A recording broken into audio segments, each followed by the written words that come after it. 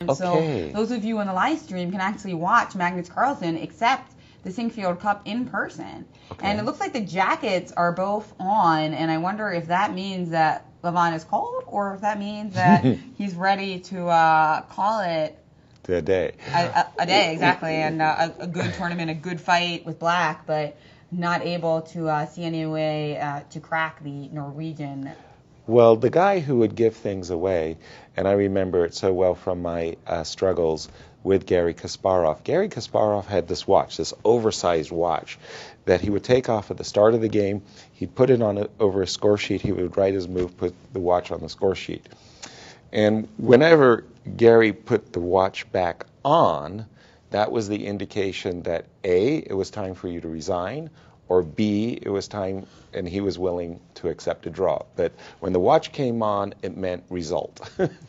And I know, Maurice, you and I were there at the Deep Blue matches, and it was fascinating to watch that Gary psychology that he used against Grandmasters had no effect against Deep Blue, none whatsoever. Maurice, going after you to share those fond memories. Indeed, Yaz. It was incredible how much the clock watch was on in that competition. You know, Gary always wears his emotions on his sleeve, and it's what made us so intrigued watching him, or at least one of the things that made us intrigued watching him. There was also the jacket, Yaz, which he very rarely had to take off. Usually when Gary took off his jacket, it didn't mean it was time to go to work. It meant, oh my goodness, there's trouble on the board.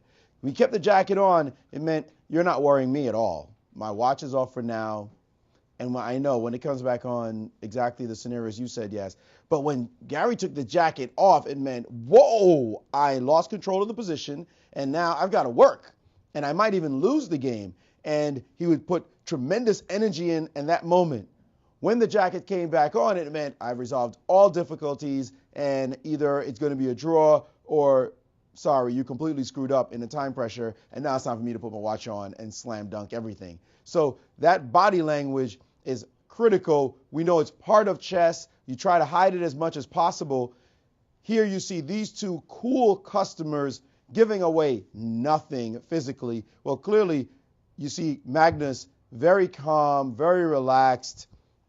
Levon on the other side working extremely hard, trying to prove something he